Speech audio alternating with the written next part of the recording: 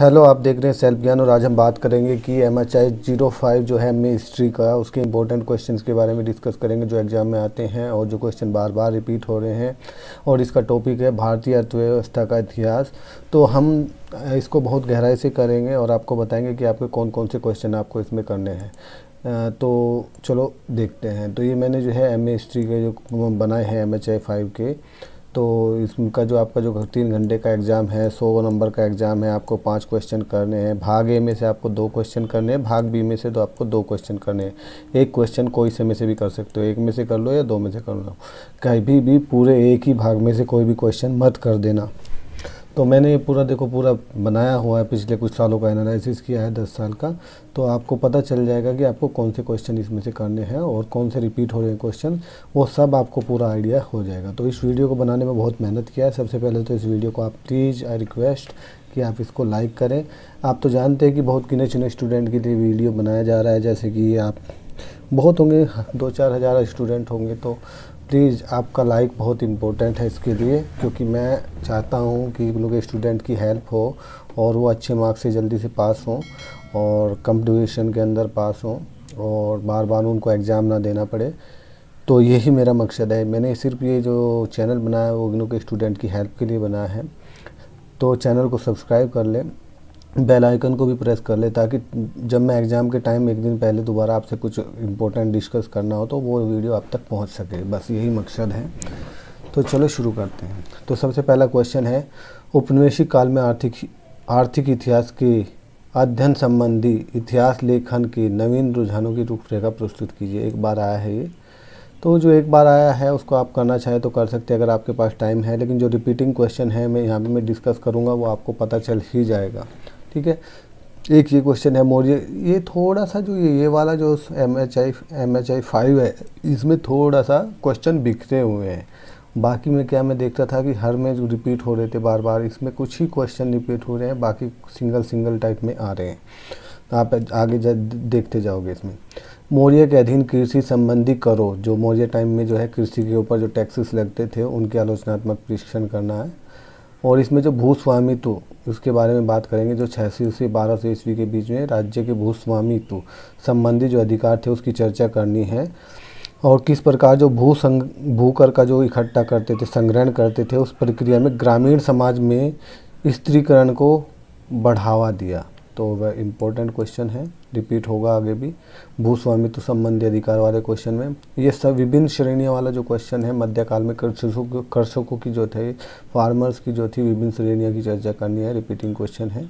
ये short note में भी आएगा आगे। तो ये जो शॉर्ट नोट है आपको क्या है, इसमें से किन्हीं 2 को करने हैं, आपको 4 दे देगा ऐसे, तो उसमें से किन्हीं 2 को जो आप जिसमें आप कंफर्टेबल अपने आप को महसूस कर रहे हो वो 2 कर सकते हैं। तो ये छोटे छोटे टॉपिक है, आपको इनको थोड़ा थोड़ा सा याद कर लेना है, क्या पता है आपके एग्जाम में कौन सा आ जाए। लेकिन जो ये मुख्य तंत्र वाला है इंपॉर्टेंट कोई टॉपिक है, रिपीट हो जाता है। दक्षिण एशिया में मौसम और अर्थव्यवस्था के बीच में संबंध क्या है। जैसे में मौसम होते हैं, बारिश होते हैं, फसलें अच्छी होती है, अर्थव्यवस्था अच्छी होती है, तो इस तरीके के क्या संबंध है वो सब बताने हैं। नाडु और कुर्रमों के बहादियों का विस्तार के बारे में बताना है, एक बार आया है। ये मध्यकाल में भवन निर्माण, ये भी एक बार ही आया है। उसके बाद भारतीय अर्थव्यवस्था के बारे में पक्का क्वेश्चन आएगा, क्योंकि इसका शीर्षक ही भारतीय अर्थव्यवस्था का इतिहास है, तो भारतीय अर्थव्यवस्था के बारे में पक्का आना है।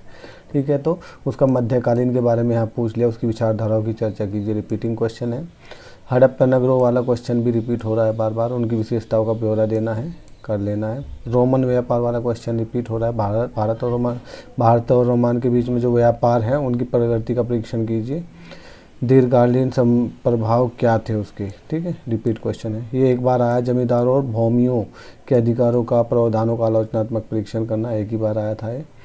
तो इनमें से टिप्पणी करनी, नदीय मार्ग के थे, नदों के रास्ते से जो रास्ते बने हुए थे। व्यापारिक श्रेणियाँ तो इम्पोर्टेंट है ही, रिपीट हो रहा है। आयकर वाला भी रिपीट हो रहा है, आयकर, ठीक है, ये रिपीट है, बार बार आ रहा है। खुद कास्ट और पाई कास्ट के बारे में बताना है, एक बार आया है। उसके बाद भारतीय अर्थव्यवस्था, औपनिवेशिक अर्थव्यवस्था बहुत इंपॉर्टेंट है, ऊपर भी रिपीट हुआ था, लेकिन यहाँ पे मार्क्सवादी इतिहास और मार्क्सवादी विचारधारा के पक्ष में उसने पूछा है इतिहास लेखन पर। इतिहास लेखन वाला ऊपर आया था ना, और उसमें नव उदारवादी समीक्षा को आपको बताना है। तो कहने का मतलब औपनिवेशिक अर्थव्यवस्था भी आ जाता है और आता रहता है, लेकिन उसमें कई विचारधाराएं हैं, तो उसमें से एक आपको कर लेना है। ये एक दूसरे में क्वेश्चन ये फिट हो जाएंगे। उसके बाद जो नेक्स्ट क्वेश्चन है, भारतीय महाद्वीप में प्रारंभिक कृषक समूह जो थे ना, कृषक समूह के बारे में आलोचनात्मक परीक्षण आपको करना है। एक बार आया है। परिहार क्या थे, और ये जो भ्रादे हैं उनके अनुदानों के संदर्भ में परिहारों की विश्लेषण करना है। एक ही बार आया है। मध्यकाल में किस प्रकार गैर कृषि उत्पाद का संगठन किया जाता था, गैर कृषि उत्पाद का संगठन से रिलेटेड है। एक बार आया है। टिप्पणी देखो, आयगढ़ वाला दोबारा आ गया। मुगलों के द्वारा जो कस्बे है वो लॉन्ग में भी और शॉर्ट में भी दोबारा आया है, लेकिन ये दोनों रिपीट हो गए, लेकिन ये फर्स्ट टाइम आया। आहड़ की गिलूंद सभ्यताएं और सैर जिहाद कर, ये एक फर्स्ट टाइम आए हैं। तो नदियों के जो रास्ते मार्ग बिजनेस होता था वही हो गया, नदियों वाला क्वेश्चन ऊपर जो आया था ना, ठीक है। यातायात के परिवहन में सुगम में नदियों की महत्ता का आलोचनात्मक परीक्षण करना, तो ये रिपीट हो गया यहाँ पे। जो हमने ऊपर नदी वाला क्वेश्चन से रिलेटेड हमने कहा नदियों का क्या महत्व है करके आया था ना, ये नदी मार्ग वाला ये क्वेश्चन, तो ये ऊपर यहाँ पे भी रिपीट हो रहा है। और इसको यहाँ पे भी आप कर सकते हैं कि सुगम में नदियों की महत्ता, क्योंकि नदियों के द्वारा जो बिजनेस हो गया, व्यापार होगा, बढ़ावा देंगे, तो ये कर सकते हैं। प्राचीन रोम व्यापार रिपीट हो गया दोबारा, है ना। दीर्घकालीन प्रभाव क्या थे, भू अनुदान वाला क्वेश्चन रिपीट हो गया, ठीक है। उसके फैलाव के प्रकार की कृषि विस्तार की प्रक्रिया से संबंधित है, प्रारंभिक मध्यकालीन कृषि व्यवस्था के संदर्भ में परीक्षण कीजिए, ठीक है। और उसके बाद मध्यकाल में कृषियों की विभिन्न श्रेणियाँ थी, मैंने श्रेणी वाला क्वेश्चन बोला था, रिपीट हो गया दोबारा यहाँ पे। ये है टिप्पणी लिखनी, ये फर्स्ट टाइम आया है। पेहवा तथा सियादोनिस अभिलेख, उनके बारे में थोड़ा सा याद कर लेना, एक ही बार आया है। मध्यकाल में शिल्प उत्पादन में महिलाओं की भागीदारी, महिलाओं ने किस तरीके से उसमें सहभागी लिया है, ये भी एक ही बार आया है।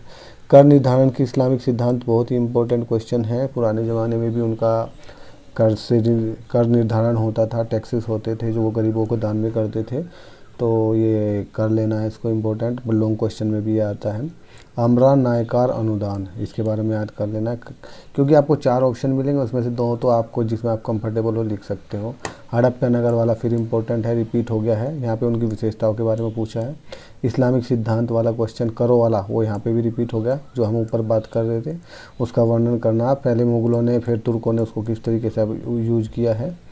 उसके बाद कृषि उत्पादन से जुड़े सामाजिक संगठन, वो समूह को जो ऊपर एक समूह वाला क्वेश्चन ऊपर आया था वो यहाँ पे यूज होगा गुप्त काल में, उत्तर गुप्त काल में, ये रिपीट हुआ है क्वेश्चन, ठीक है। इसको देख लेना एक बार, ऊपर भी एक बार आया हुआ है। शिल्प उत्पादन के विकास में राज्य की भूमिका अदा की, मध्यकाल में शिल्प उत्पादन के विकास में राज्य ने क्या भूमिका दिखाई, एक ही बार आया है। मौर्य काल में श्रेणियाँ वाला क्वेश्चन बार बार आ रहा है, भ्रादे वाला क्वेश्चन बार बार आ रहा है, कस्बे वाला क्वेश्चन ऊपर आ चुका, रिपीट हो चुका है। ये समुद्री मार्ग, मध्य समुद्री मार्ग में 6 से लेकर 13 शताब्दी के मध्य ये आया है फर्स्ट टाइम पे, तो ये आपके जो छोटे छोटे टॉपिक हैं वो रिपीट हो जाते हैं। चोल शासक वाला फर्स्ट टाइम आया, भू अधिकारों वाला, हाँ, भू अधिकारों की प्रकृति के आलोचनात्मक परीक्षण करना था यहाँ पे। प्रारंभिक काल में शहरी पतन संबंधी मामले में इतिहासकारों की विभिन्न विचारधाराओं की चर्चा करनी, शहरी पतन से रिलेटेड जो होते हैं ना, तो ये फर्स्ट टाइम ही आया है। उनके विचार में कौन सा दृष्टिकोण अधिक तर्कसंगत है और क्यों, आपके विचार से कौन सा अच्छा है और क्यों, है ना। तो ये एक और बात थी, ये भी एक बार आया से एक ही बार आया है कि फारसी जो थे वो रहट यानी कि साक्य और चरखे ने जो मध्यकालीन अर्थव्यवस्था को बढ़ावा दिया, तो आप इस पे लिख सकते हैं नोट, एक ही बार आया। दिल्ली सल्तनत जो भूकर से रिलेटेड सिस्टम था उसकी प्रकृति की चर्चा करनी है यहाँ पे। फिर यहाँ पे जो छोटे शॉर्ट नोट हैं, आयगर वाला दोबारा आ गया, सामंतवाद और ये सामंतवाद वाला रिपीट हो सकता है, लेकिन दादनी प्रणाली फर्स्ट टाइम आया, और मध्यकालीन भारत में बैंकिंग का इतिहास फर्स्ट टाइम आया। अब हम यहाँ के पे बात करेंगे खंड ख में। अभी तक जो जितने क्वेश्चन थे वो खंड 1 में आए थे, अब खंड ख में जो क्वेश्चन आएंगे हम उसके बारे में डिस्कस करेंगे। तो इसमें से भी आपको 2 क्वेश्चन करने हैं, और एक क्वेश्चन आप ऊपर से कर लो या नीचे से कर लो, ऐसा था। तो इस वीडियो को बनाने में प्लीज़ बहुत मेहनत किया है, तो आपसे रिक्वेस्ट है कि इस वीडियो को लाइक करो और चैनल को सब्सक्राइब करें, है ना। और अपने दोस्तों को भी सेंड कर दो जो एग्ज़ाम देने वाले हैं, ताकि उनकी हेल्प हो सके। मुगल कालीन मुद्रा प्रणाली की चर्चा कीजिए। किस प्रकार मुगल मुद्रा प्रणाली, है ना, मुगल ऊपर ये क्वेश्चन आया था, रिपीट हो गया। प्राचीन जो मुद्रा प्रणाली थी मुगलों की, वो वाली। और भारतीय मुद्रा, दक्षिणी मुद्रा प्रणाली से किस तरीके से भिन्न थी, बस यहाँ पे कंपैरिजन पूछा इसने। भारतीय अर्थव्यवस्था वाला क्वेश्चन मैंने बोला था आएगा। और उसमें भारतीय व्यापारियों की क्या भूमिका थी, रिपीट हुआ है। कृषि, ब्रिटिश शासनकाल के दौरान जो कृषि सुधारों का आलोचनात्मक परीक्षण करना, स्थायी बंदोबस्त हो गया, कृषि सुधार हो गए, ये क्वेश्चन आते हैं, रिपीटिंग है। इस अस्थायी बंदोबस्त क्या है, ये सब आ जाते हैं कई बार, उनके परिवर्तन के कारण थे। ये एक बार आया है। मारिस डी मारिस ने के इस तरह का कि भारतीय पारंपरिक उद्योगों के पतन के संबंध में कोई भी प्रत्यक्ष साक्ष्य नहीं मिलते, इसका आलोचनात्मक आपको परीक्षण करना, एक ही बार है। देखो फिर ये शॉर्ट नोट, मुगल कालीन पुल फर्स्ट टाइम आया, निजी यूरोपीय व्यापारी फर्स्ट टाइम आया, औपनिवेशिक वन नीति रिपीट है, आगे क्वेश्चन आएंगे इसके। नियोजित अर्थव्यवस्था फर्स्ट टाइम आया है। सामाजिक आर्थिक जो गतिविधियाँ होती है ना, 18वीं शताब्दी के क्षेत्र में जीवांत सामाजिक आर्थिक गतिविधियों के रूप में उदय का अवलोकन कीजिए, ये रिपीट है। यानी कि जो समाज में चेंजमेंट आए हैं ना अर्थव्यवस्था के, उसके चक्कर में। जनजातीय अर्थव्यवस्था पर औपनिवेशिक हस्तक्षेप का क्या प्रभाव पड़े, एक बार आया है। लघु उद्योगों के विकास के पैटर्न का परीक्षण करना है, 19वीं सदी के उत्तरार्ध से 20वीं सदी के पूर्वार्ध तक, ठीक है, ये फर्स्ट टाइम आया है। ये रिपीटिंग क्वेश्चन है। औपनिवेशिक नीति वाला, किस हद तक औपनिवेशिक नीतियों ने विज्ञान और तकनीकी के प्रभाव को प्रभावित किया। फिर ये शॉर्ट नोट आगे, फेरी वाला व्यापार फर्स्ट टाइम आया। हुंडी पहले, बहुत इंपॉर्टेंट है हुंडी के बारे में। सूरत का पतन बार बार आएगा आपको लिखने के लिए, इसको यूज कर लेना, रिपीटिंग क्वेश्चन है। पंचवर्षीय योजना जो है फर्स्ट टाइम आया है। अब आ गया विदेशी व्यापार के बारे में, ये रिपीटिंग क्वेश्चन है। 16वीं और जो 17वीं शताब्दी थी उसमें विदेशी व्यापार की क्या मूल्यांकन कीजिए, उसकी प्रकृति बताना। वनों के ऊपर किसका परंपरागत अधिकार थे, और जब औपनिवेशिक हस्तक्षेप हुआ तो उसका क्या परिणाम हुआ, फर्स्ट टाइम आया। भारतीय लघु उद्योगों के परिवर्तनों की चर्चा कीजिए। देखो भाई, टेक्नोलॉजी आ गए, यहाँ के उद्योग धंधों में बहुत ज़्यादा इफेक्ट हुआ, वो सब चीज़ें 19वीं सदी और 20वीं सदी के पूर्वार्ध में ये सब चीज़ें लिखना है। ये रिपीटिंग क्वेश्चन है, दूसरे फॉर्म में वो क्वेश्चन आपको रिपीट करके दे दिए जाते हैं, तो इस बात का ध्यान रखना है, घबराना नहीं है। प्रथम पंचवर्षीय योजना होगी भारतीय अर्थव्यवस्था का विकास का विश्लेषण करना है। स्थायी बंदोबस्त दोबारा आगे, मैंने ऊपर भी बताया था। जनगणना वाला फर्स्ट टाइम आया 1971 से 72 के बीच में। औद्योगिकरण एक इम्पोर्टेंट फैक्टर है यहाँ पे भी, लेकिन फर्स्ट टाइम आया है। 19वीं सदी के उत्तरार्ध में भारत में पुनः औद्योगिकरण हुआ। वैश्वीकरण दोबारा रिपीट हुआ है, ऊपर भी आया था, हल्का सा लिखने के लिए। उसके बाद मध्यकालीन अर्थव्यवस्था में बैंकिंग और हुंडी वाला क्वेश्चन यहाँ आ गया। विकास का क्या विश्लेषण करना आपको, रिपीट हो गया, ये फर्स्ट टाइम आया। निरोधीकरण का डेनियल थार्नर द्वारा राष्ट्रवादी विचारधारा की आलोचना करना। औद्योगिकरण इम्पोर्टेंट है, ऊपर भी आया था, उनकी प्रकृति का विवरण करना 1919 से 40 तक। भारतीय अर्थव्यवस्था के उदारीकरण भी छोटा एक इम्पोर्टेंट टॉपिक है, इसका आलोचनात्मक मूल्यांकन करना है। सूरत का पतन रिपीट हो गया, रैट रिपीट हो गया। वैज्ञानिक शिक्षा के प्रति औपनिवेशिक नीति इम्पोर्टेंट है, फर्स्ट टाइम आया है। चैटियार और मारवाड़ी व्यापारी के बारे में नोट लिखना है, फर्स्ट टाइम आई है वो भी। तो ये 18वीं और 19वीं सदी के पूर्वार्ध में जो भारतीय लघु उद्योगों में जो परिवर्तन आए, बहुत इंपॉर्टेंट क्वेश्चन है, ये बार बार रिपीट हो रहा है। स्वदेशी आंदोलन, भारत की तकनीकी के विकास में स्वदेशी आंदोलन का प्रभाव इम्पोर्टेंट है। भारतीय व्यापारियों की स्थिति 19वीं शताब्दी में रिपीट हो रहा है दूसरे फॉर्म में, ठीक है। भूनीति वाला क्वेश्चन, ब्रिटिश सरकार की जो भूनीति है उसके विश्लेषण करना, व्याख्या और मूल्यांकन करना।